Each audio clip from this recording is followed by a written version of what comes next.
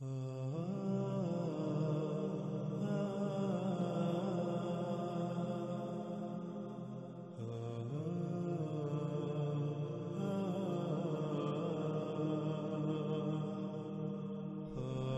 اب سوال یہ پیدا ہوتا ہے کہ کیا علامات و اشراط الساعۃ کی سب سے آخری اور بڑی علامت و شرط دخان کے بارے میں کوئی شک و شبہ رہ جاتا ہے؟ نہیں، بالکل نہیں۔ اور ناظرین، آپ یہ بھی جان چکے کہ دخان انسانوں کے اپنے ہی مفسد اعمال کا رد عمل ہوں گی۔ ان کا ذمہ دار بذات خود انسان ہوگا۔ کیونکہ زمین کا اختیار کسے دیا گیا؟ زمین کا اختیار تو انسان کو دیا گیا۔ زمین پر کسے خلیفہ بنایا گیا؟ نائب بنایا گیا۔ خلیفہ یعنی اختیار دیا گیا۔ قرآن میں بالکل واضح ہے کہ زمین کا اختیار انسان کو دیا گیا۔ اور جب آپ غور کریں تو زمین پر کتنی ہی مخلوقات ہیں، لا تعداد مخلوقات ہیں، تو کتنی مخلوقات ہیں جن کے پاس زمین کا اختیار ہے، جو زمین پر اپنی منمانیاں، اپنی مرضیاں کر سکتی ہیں۔ جب آپ غور کریں گے تو آپ کے سامنے حقیقت کھل کر سامنے آ جائے گی کہ واحد ایک ہی مخلوق ہے جس کو زمین پر اختیار حاصل ہے، جن کو باقی مخلوقات پر بھی اختیار حاصل ہے، اور وہ آپ ہیں، انسان۔ اور ناظرین، آپ یہ بھی جان چکے دخان انسانوں کے اپنے ہی مفسد اعمال کا رد عمل ہوں گی۔ ان کا ذمہ دار انسان بذات خود ہوگا۔ ان کا ذمہ دار بذات خود انسان ہوگا۔ اور ناظرین، کیا یہ دخان الساعۃ کی علام ہے؟ یعنی کیا یہ دخان الساعۃ کا علام ہے؟ یعنی یہ اس بات کی علامت ثابت ہوتی ہیں کہ الساعۃ ایک عظیم تباہی سر پر آ چکی جو کہ ان قریب آنے والی ہے۔ تو ناظرین، اس سوال کا جواب بھی بالکل واضح ہے کہ ہاں، بالکل یہ دخان الساعۃ کا علام ہے۔ مثلا جیسے اگر آپ کو کوئی بیماری لاحق ہو، اس بیماری کا علاج نہ کرنے سے وہ دن بدن بڑھتی ہے، اور پھر وہ اس بات کا اعلام یعنی علامت ہوتی ہے کہ ان قریب جسم موت کا شکار ہو جائے گا۔ یا بالکل ایسے ہی جیسے آپ کی گاڑی خراب ہو جائے اور آپ اس خرابی کو دور نہ کریں تو وہ خرابی بڑھتی جائے گی، اور اس بات کی علامت ہوگی کہ ان قریب گاڑی بالکل بیکار ہو جائے گی۔ بالکل اسی طرح ناظرین، ان دخان کی وجہ سے زمین آج جن جن تباہیوں کا شکار ہے، وہ تباہیاں دن بدن بڑھتی ہی چلی جا رہی ہیں، جو کہ چیخ چیخ کر اس بات کا اعلان کر رہی ہیں کہ الساعۃ ایک عظیم یعنی بڑی تباہی تمہارے سر پر آ چکی ہے۔ یوں دخان علامات الساعۃ میں سے ایک ہے، نہ صرف علامت بلکہ آخری اور بڑی علامات میں سے ایک۔ اس طرح ناظرین، کیا یہ دخان ان اشراط الساعۃ میں سے ہیں؟ یعنی وہ وجوہات جن وجوہات کی بنا پر الساعۃ آئے گی، عظیم تباہی آئے گی، کیا ان میں سے ایک یہ دخان ہیں؟ کیا ان میں سے ایک وجہ یہ دخان ہیں؟ تو ناظرین، اس سوال کا جواب بھی بالکل واضح ہے۔ ہاں، بالکل بلا شک و شبہ آج ان دخان یعنی ان گیسوں کی وجہ سے جو تباہیاں آ رہی ہیں، یہ اس بڑی عظیم تباہی کا سبب بنیں گی، جس سے یہ بات کھل کر واضح ہو جاتی ہے کہ یہ دخان یعنی یہ گیسیں نہ صرف اشراط الساعۃ میں سے ایک ہیں بلکہ یہ آخری اور بڑی اشراط میں سے ایک ہیں۔ ناظرین، حق ہر لحاظ سے آپ کے سامنے ہے۔ ہم سورۃ دخان کی اگلی آیات پر بھی بات کریں گے اور سورۃ دخان میں موجود بڑے بڑے رازوں اور حقائق سے بھی پردہ اٹھائیں گے، لیکن انا علینا بیانہ کے تحت، کیونکہ اس وقت ہمارا موضوع صرف اور صرف دخان ہے، اس لیے ہم نے صرف اور صرف اپنے موضوع کے تحت ہی بات کی۔ جیسے کہ مثال کے طور پر پیچھے ہم نے بات کی جب دخان انسانوں کو ڈانپ لیں گی، تب اللہ کہہ رہا ہے ھذا عذاب علیم۔ قرآن میں جو کچھ بھی موجود ہے یہ اللہ کی اول تا آخر تمام انسانوں یعنی ہر وقت کے انسانوں سے کی گئی گفتگو ہے، جو کہ آیات کی صورت میں موجود ہے۔ لیکن جب اللہ نے انسانوں سے گفتگو کی، یعنی جب اللہ انسانوں سے گفتگو کرتا ہے تو آیات نہیں بلکہ بینات کے ساتھ کلام کرتا ہے۔ اللہ نے جب انسانوں سے یہ کلام کیا، انسانوں سے یہ گفتگو کی، تو آیات نہیں بلکہ بینات کے ساتھ، یعنی ہر لحاظ سے کھول کھول کر بات کی، اور پھر عربی میں نہیں بلکہ ان کی اپنی زبان میں اللہ نے بات کی، جیسے اس نے قانون بنا دیا۔ اللہ بالکل ایسے ہی کلام کرتا ہے جیسے اس کا قانون ہے۔ اللہ کیسے کلام کرتا ہے؟ اللہ کلام کرتا ہے، انسان چونکہ بشر ہیں تو انہی میں سے کسی بشر کا انتخاب کرتا ہے، اس بشر کے ذریعے اللہ تعالیٰ ان سے انہی کی زبان میں بات کرتا ہے۔ تو آج جب اللہ یہ کہہ رہا ہے ھذا عذاب علیم، تو یہ اللہ کیسے کلام کر رہا ہے؟ اس موضوع پر بھی ہم نے تفصیل سے بات نہیں کی، اس لیے کہ یہ ہمارا موضوع نہیں تھا۔ ہم نے صرف مختصراً اس کے اوپر بات کرتے ہوئے اپنے موضوع کے لحاظ سے، اپنے موضوع کے اعتبار سے بات کی اور آگے بڑھائے۔ تو چونکہ ہمارا یہ موضوع نہیں تھا، اس لیے ہم نے اس پر تفصیل سے بات نہیں کی، مگر یہ انتہائی اہم موضوع ہے، اور اس سمیت پوری سورہ دخان پر تفصیل کے ساتھ، اس میں جتنے بھی موضوعات ہیں تمام موضوعات پر تفصیل کے ساتھ بات ہوگی، لیکن انا علینا بیانہ کے تحت اللہ کے فضل مبین سے۔ ناظرین، ایک اور بات جو انتہائی اہم ہے، قرآن علامات الساعت کی سب سے آخری علامت عیسیٰ ابن مریم رسول اللہ صلی اللہ علیہ وآلہ وسلم کی بعثت کو قرار دیتا ہے، اور اشراط الساعت یعنی جن وجوہات کی بنا پر ساعت آئے گی، اشراط الساعت کی بنیادی طور پر سب سے آخری شرط انہی دخان کو قرار دیتا ہے۔ جب قرآن کی روشنی میں ساعت کی سب سے آخری شرط بھی ظاہر ہو چکی، تو وہ لوگ جو آج بھی دجال کے انتظار میں ہیں، ان سے سوال ہے کہ کیا دجال دخان کے بعد ظاہر ہونا تھا، یا پھر دجال تو بہت پہلے ظاہر ہونا تھا اور بہت بعد میں جا کر بالکل آخر پر دخان کا ظہور ہونا تھا؟ جب دجال کا ظہور بہت پہلے اور آخر میں دخان کا ظہور ہونا تھا، تو پھر دخان کے ظاہر ہو جانے کے بعد بھی جو لوگ دجال کا انتظار کر رہے ہیں، انہیں چاہیے کہ اپنی آنکھیں کھولیں اس سے پہلے کہ وہ دنیا اور آخرت میں عظیم ہلاکت کا سودا کر بیٹھیں۔ آج وقت آپ کے پاس ہے، اگر آج آپ نے عقل سے کام نہ لیا، آج آپ نے غور و فکر نہ کیا، حق ہر لحاظ سے واضح ہو جانے کے باوجود گمراہی کو ترک نہ کیا، تو جان لیں نقصان کسی کا نہیں بلکہ نقصان آپ کا اپنا ہی ہوگا۔ آج اگر آپ اندھوں کی طرح دوسروں کے پیچھے چلو گے تو جان لو بعد میں سوائے پچھتاوے کے کچھ نہیں رہے گا۔ جن کے پیچھے آج تم چلو گے، کل کو وہ تمہارے کیا، وہ اپنی نصرت کرنے کے بھی اہل نہیں ہوں گے، وہ تو خود چیخو پکار آہو بکا کر رہے ہوں گے۔ اکثریت کو معیار سمجھ کر اکثریت کے پیچھے چلنے والوں، آج وقت ہے، اپنی آنکھیں کھول لو، ورنہ انجام بہت بھیانک ہوگا۔ تب چیخو گے، چلاؤ گے، لیکن تب تمہارے پاس سوائے پچھتاوے کے کچھ نہیں رہے گا۔ جان لو حق ہر لحاظ سے کھل کھل کر واضح ہو چکا۔ گروہوں، تنظیموں اور فرقوں کی بنیاد پر، مسالک کی بنیاد پر حق کے دعوے داروں، جان لو اگر آج آپ انہی دائروں میں اپنے آپ کو بند کیے رہو گے، حق ہر لحاظ سے کھل جانے کے باوجود، تو پھر تمہارا انجام کیا ہوگا اسے بھی جان لو۔ پھر تمہارے پاس بعد میں سوائے پچھتاوے کے کچھ نہیں رہے گا۔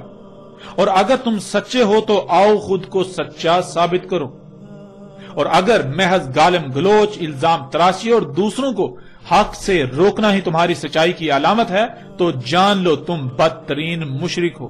کوئی مومن ایسا نہیں کر سکتا۔ مومن تو اللہ کا اسم ہے، المومن۔ مومن گالم گلوچ نہیں کرتا، یہ تو باطل کی نشانی ہے۔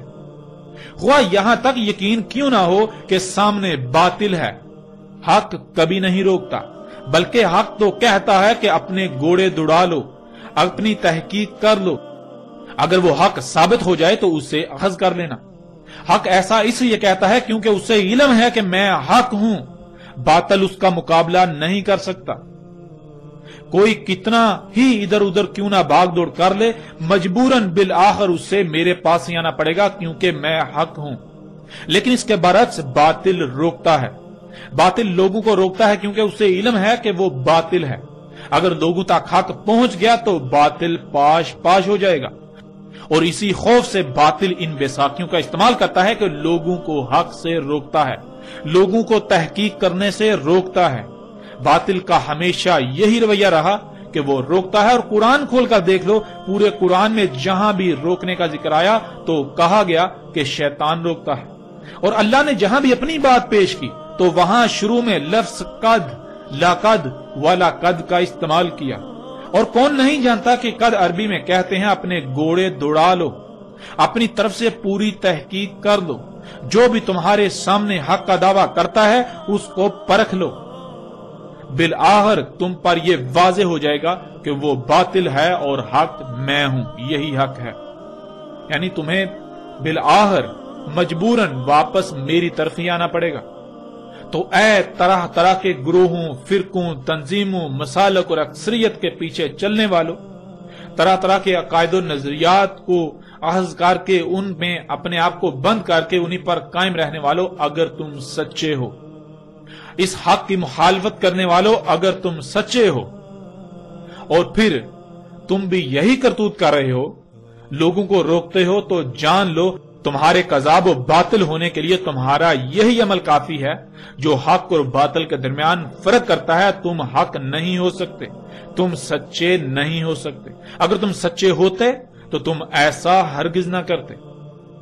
حق تو ببانگے دہل اعلان کرتا ہے، وہ کہتا ہے اپنے گھوڑے دوڑا لو، اپنی تحقیقات کر لو۔ جو باطل ہوتا ہے وہ روکتا ہے لوگوں کو تحقیق کرنے سے، کیونکہ اسے علم ہے کہ اگر لوگوں نے تحقیق کی، انہوں نے فلاں کی بات سنی، انہوں نے فلاں کی بات سنی، وہ ادھر گئے، انہوں نے ادھر رخ کیا، اس کی بات سنی، تو کہیں ایسا نہ ہو کہ وہ واقعتاً حق ثابت ہو جائے اور میری جڑیں کھد جائیں۔ باطل کو یہ خوف ہوتا ہے، اسی وجہ سے وہ لوگوں کو حق سے روکتا ہے۔ تو جان لو جب دخان بھی آ چکی تو آج بھی تم دجال کے انتظار میں ہو، لہذا اپنی عقلوں کا علاج کراؤ، اس سے پہلے کہ وہ وقت آ جائے جب تم خود اپنی عقلوں پر ماتم کرنا شروع کر دو اور وقت ہاتھ سے نکل چکا ہو۔ ناظرین، حق الحمدللہ اللہ کے فضل سے ہر لحاظ سے آپ کے سامنے ہے۔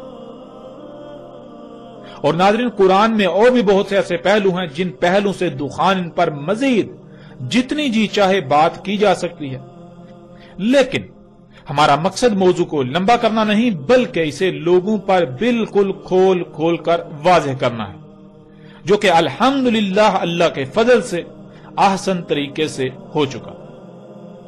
اب ہم آتے ہیں اس طرف کہ محمد علیہ السلام نے آج سے 14 صدیاں قبل دخان کے بارے میں کیا کہا تھا، دخان کے بارے میں کیا رہنمائی کی تھی۔ ناظرین، اس وقت سکرین پر آپ کو روایت نظر آ رہی ہے۔ سب سے پہلے حسب سابق روایت میں استعمال ہونے والے الفاظ کو جان لیتے ہیں۔ ان میں پہلا لفظ ہے ملا، جس کے معنی ہے انسانوں اور غیر انسانی مخلوقات کی ایک بہت بڑی تعداد کا غیر منظم طریقے سے ایسا کام کرنا جس سے روکا گیا ہو، جس کی اجازت نہ دی گئی ہو، یعنی حرام کام، جس کی وجہ سے ان کے عمل کا رد عمل بہت بڑی مقدار میں ظاہر ہو جائے۔ اور ملا اسے بھی کہتے ہیں جسے دوسروں پر اختیار و سلطان حاصل ہوتا ہے، مثلا جیسے انسانوں میں سے وہ لوگ جنہیں سلطان حاصل ہوتا ہے، جیسے کہ حکومتی عہدوں پر فائز لوگ، بااثر ترین لوگ، رہنما وغیرہ، خواہ وہ سیاسی ہوں یا مذہبی۔ پھر اگلا لفظ ہے یوم۔ یوم کہتے ہیں نقطہ آغاز سے نقطہ اختتام تک کی مدت کو، مرحلے کو، پیریڈ یا طے شدہ مدت وغیرہ کو۔ اب آتے ہیں ناظرین روایت کی طرف۔ پوچھا گیا ہے اللہ کے نبی صلی اللہ علیہ وآلہ وسلم، اور کیا ہے دخان؟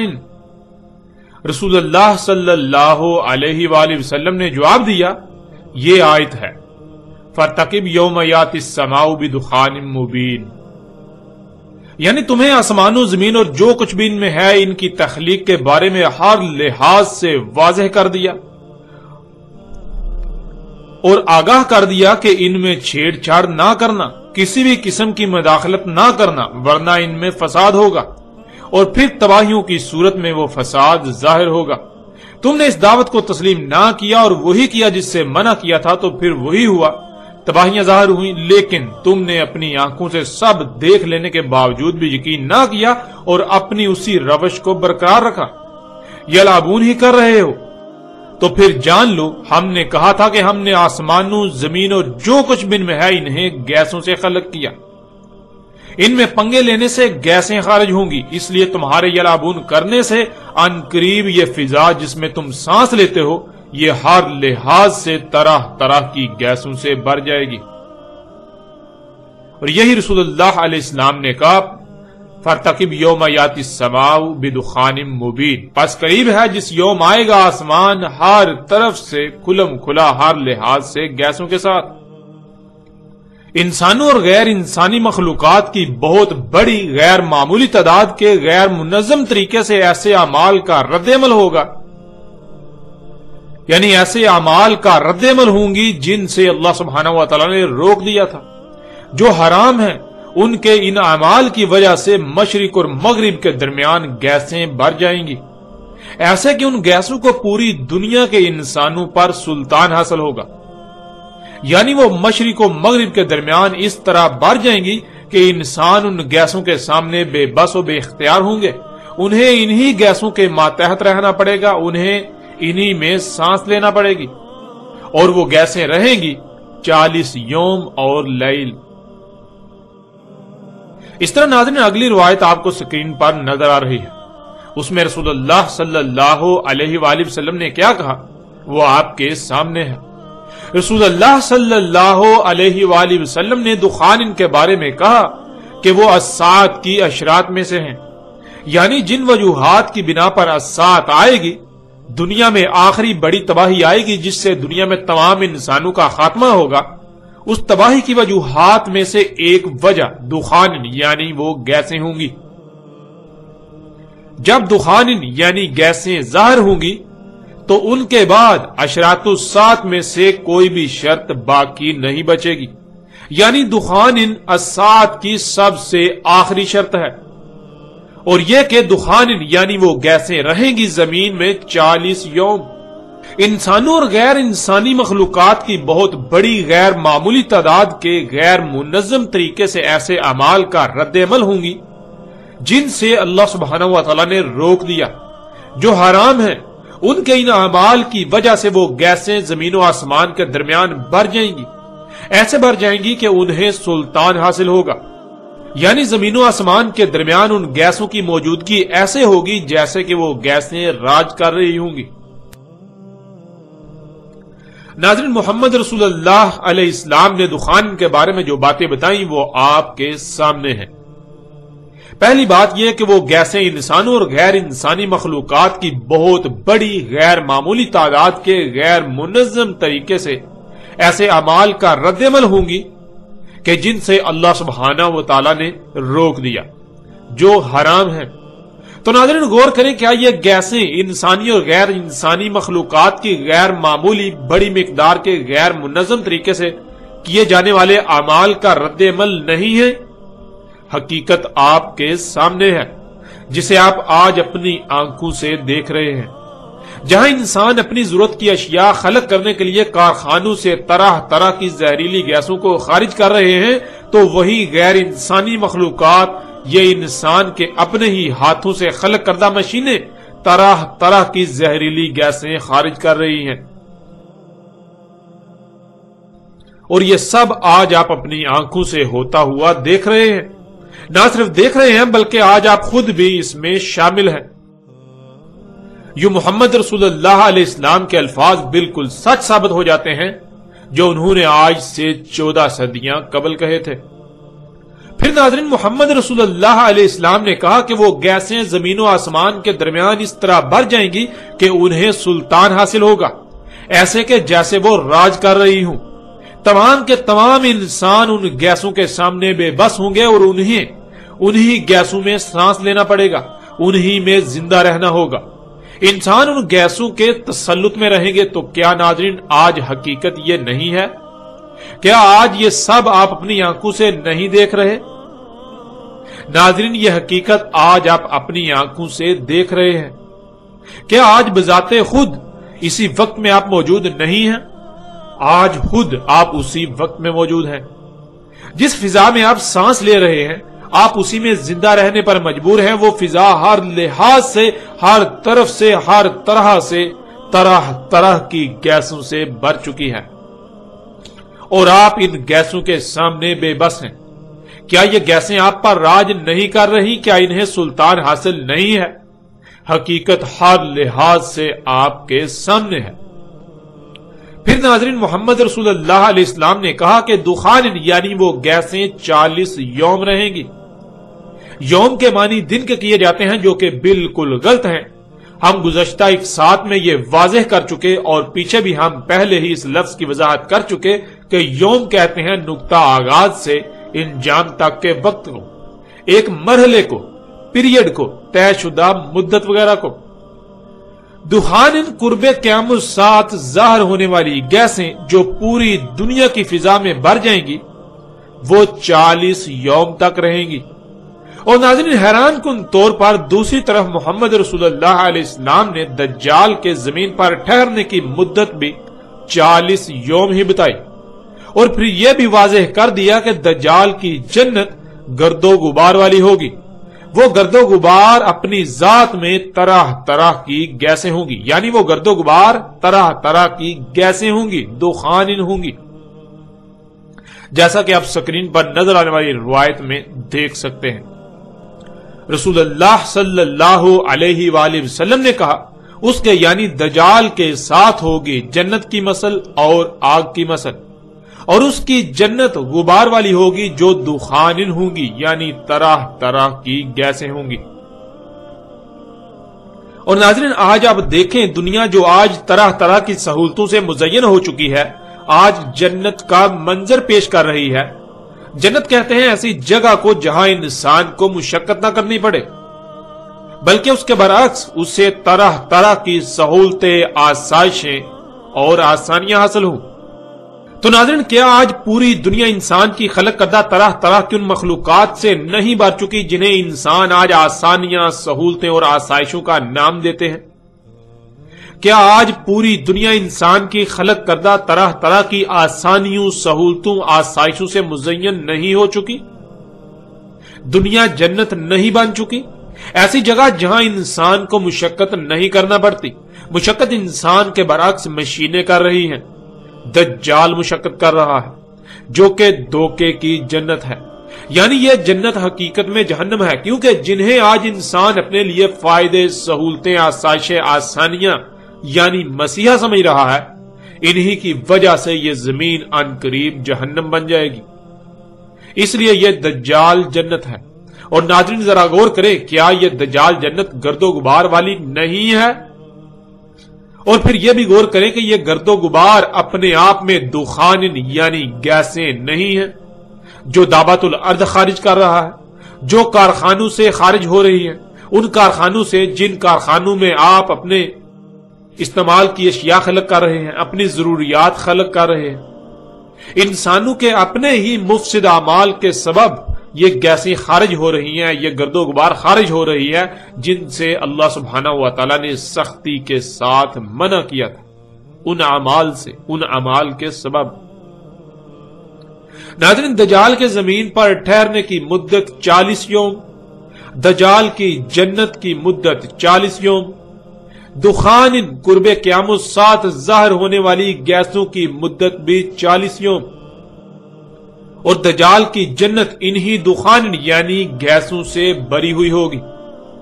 اور یہ تمام تر حقائق آج آپ کے سامنے ہیں۔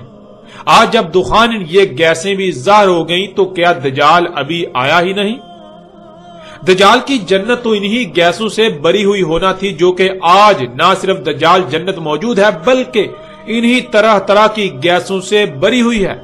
دجال کی گرد و غبار والی جنت جو کہ طرح طرح کی دخان یعنی گیسیں ہیں، ان گیسوں سے بری ہوئی جنت آج موجود ہے، لیکن دجال ابھی آیا ہی نہیں۔ یہ کیسے ہو سکتا ہے؟ کیا کبھی آپ نے غور کیا؟ ناظرین، کیا آپ اب بھی اپنی آنکھیں کھولنے کو تیار نہیں اور اندھوں کی طرح اسی طبقے کے پیچھے چل کر دنیا اور آخرت میں ہلاکت کا سودا کرنا چاہتے ہیں، جو طبقہ دین کے نام پر اللہ ہی کا دشمن بنا ہوا ہے؟ وہ طبقہ جسے محمد رسول اللہ علیہ السلام نے امام الدجال کہا تھا، وہ لوگ جو دجال کے امام ہوں گے، جو دجال کو انسانوں پر واضح نہیں ہونے دیں گے، جو دجال پر پردہ ڈال کر اسے انسانوں کی نظروں سے چھپا دیں گے اور الٹا انسانوں کو دجال کا غلام بنا دیں گے، اور انسانوں کو یہ علم بھی نہ ہوگا کہ وہ دجال کو اپنا رب بنا چکے ہیں۔ تو کیا ناظرین آج آپ انہی امام الدجال کے پیچھے چلنا چاہتے ہیں؟ انہی کے پیچھے چل کر آپ دنیا و آخرت میں ہلاکت کا سودا کرنا چاہتے ہیں؟ اب فیصلہ آپ کے اپنے اختیار میں ہے۔ حق ہر لحاظ سے آپ پر واضح ہو چکا۔ پھر ناظرین محمد رسول اللہ علیہ السلام نے کہا تھا کہ دخان ان اشراط الساعۃ کی سب سے آخری شرط ہوں گی، دخان کے بعد کوئی شرط نہیں بچے گی۔ تو ناظرین غور کریں، جب اشراط الساعۃ کی سب سے آخری شرط بھی ظاہر ہو چکی تو جو اس سے پہلے ظاہر ہونا تھا کیا وہ ظاہر نہیں ہوئی ابھی تک؟ ایسا کیسے ہو سکتا ہے کہ جسے سب سے آخر میں ظاہر ہونا تھا وہ ظاہر ہو چکی، مگر جو اس سے پہلے ظاہر ہونا تھی وہ ابھی ظاہر ہی نہ ہوئی؟ وہ سب ظاہر ہو چکی، لیکن انہی کو نظر آئیں گی جو واقعاتاً اللہ کے قانون میں مومن ہے، نہ کہ اپنی زبان سے مومن ہونے کے دعوے دار اور اللہ کے قانون میں بدترین مشرک۔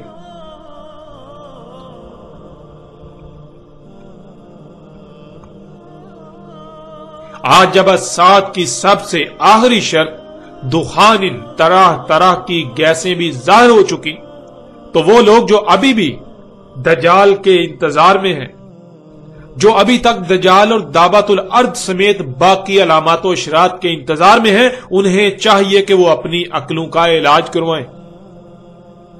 انہیں بے شک ہماری یہ بات ناگوار گزرے، لیکن یہ اٹل حقیقت ہے کہ ایسے لوگ شر الدواب ہیں۔ ایسے لوگ اللہ کے قانون میں حیات نہیں ہیں بلکہ اموات ہیں۔ ایسے لوگ اللہ کے قانون میں قبروں میں ہیں، ایسے لوگ اللہ کے قانون میں اندھے ہیں۔ حق اس قدر واضح ہونے کے باوجود بھی اگر انہیں نظر نہیں آتا تو پھر جان لیں ان قریب انہیں نظر آئے گا، لیکن فرق یہ ہوگا کہ تب انہیں کہا جائے گا کہ اب انکار کرو، لیکن تب ماننے کی ضد کریں گے کہ ہم مانتے ہیں یہ حق ہے، ہاں ہم مانتے ہیں یہ حق ہے، لیکن تب ماننا کوئی نفع نہیں دے گا۔ وہ ماننا فرعون کے ماننے کی مثل ہوگا۔ اور اے پوری دنیا کے انسانوں یہ بھی جان لو وقت ختم ہو چکا۔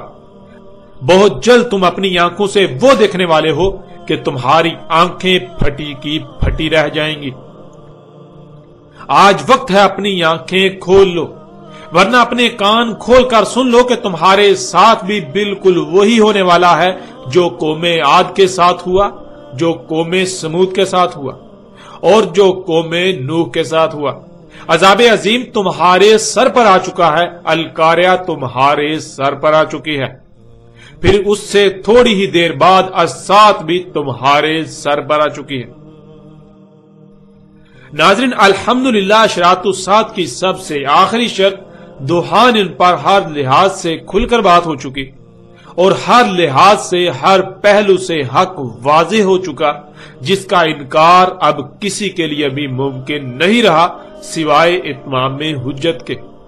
اب ناظرین فیصلہ آپ کے ہاتھ میں ہے، آیا آپ اس حق کو تسلیم کرتے ہیں اور دنیا اور آخرت میں فلاح کا سودا کرتے ہیں، یا پھر آپ حق ہر لحاظ سے واضح ہو جانے کے باوجود بھی اسے نظر انداز کرتے ہیں اور دنیا و آخرت میں اپنے لیے ہلاکت کا سودا کرتے ہیں، عذاب عظیم کا سودا کرتے ہیں۔ اب ناظرین آئندہ ہم بات کریں گے اس آگ پر جسے قرب قیامت ساتھ ظاہر ہونا تھا اور انسانوں کو شام میں اکٹھا کرنا تھا۔